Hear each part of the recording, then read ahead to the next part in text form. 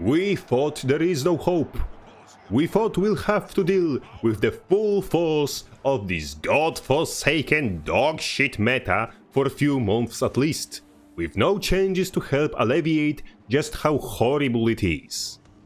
Thank heavens, the great hydrated one himself has heard the cries of his most autistic PvPers and delivered upon us the balm for our pain.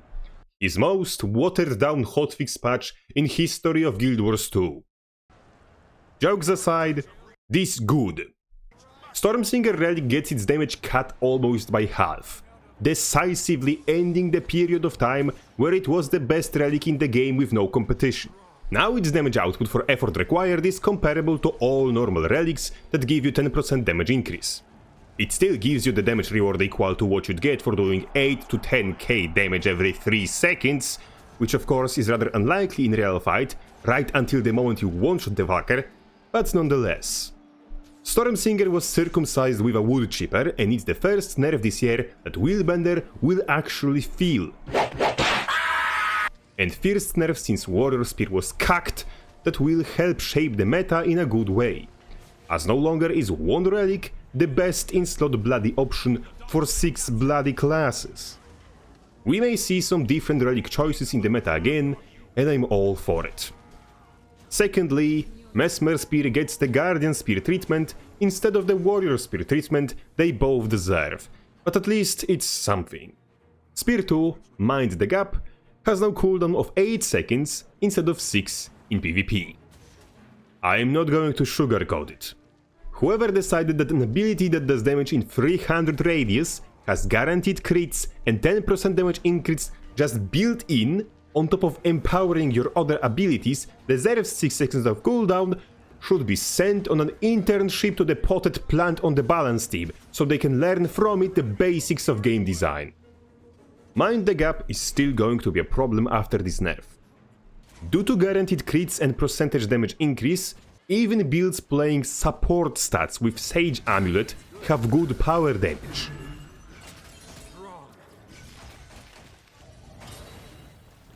Tank builds with Valkyr Amulet have good power damage.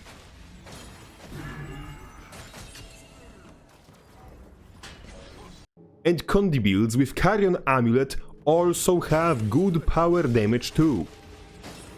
It is not a Berserker tier damage, and with the nerfs to Spear Ambush skill that addresses Spear Mirage and Bladeslock Harmony nerf that address Virtuoso in general, both Mirage and Virtuoso no longer outdamage the bloody Berserker while being invulnerable for half the fight and fabricating defenses out of their ass. I'd be still very inclined to argue these changes are nowhere near what should be done. Spear 2 shouldn't have guaranteed crits to begin with, and I do not think a 360 radius AoE with a Shadow Step on startup should be allowed to do any fucking damage if it stands for 2 seconds. Warrior Spear 5 was called Bloated for being War's version of Guardian's Longbow 3 with an evade slap on it to justify 20 seconds cooldown. But an honest-to-god AoE stun that ports you to the target, does damage and covers the same fucking area banners do is somehow not bloated. If you need this thing to retain all its properties, then only the smallest circle should stun, somewhat like Banner of Strength works. Otherwise it will remain permanently problematic, with CC on this large of an area. Also, the Spear 2 cooldown reset is probably something worth looking into, as I do not think that one AoE ability should be able to reset cooldown of another one. Going further, Ranger is the only spec that gets direct changes this patch, with Dagger 3 losing third of its damage scaling and Spear 3 losing something around 15%.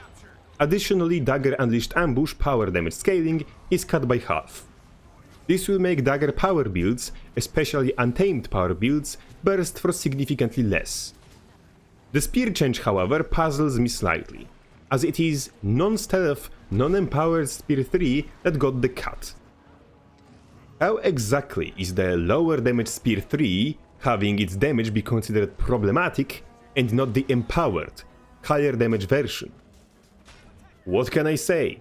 The potted plant works in mysterious ways. Fortunately, everyone who rightfully complained that Stormsinger Relic and Mesmer Spear are overpowered can now rest marginally easy, as at least one of them no longer is. Unfortunately, balance in this game is impossible, at least so long CMC and the Potted Plant have to compete for water because Arena is poor indie dev studio that can't afford basic necessities. Nonetheless, that would be it for balance. Now let me swiftly piece back off to making actual videos about something more interesting for you folks.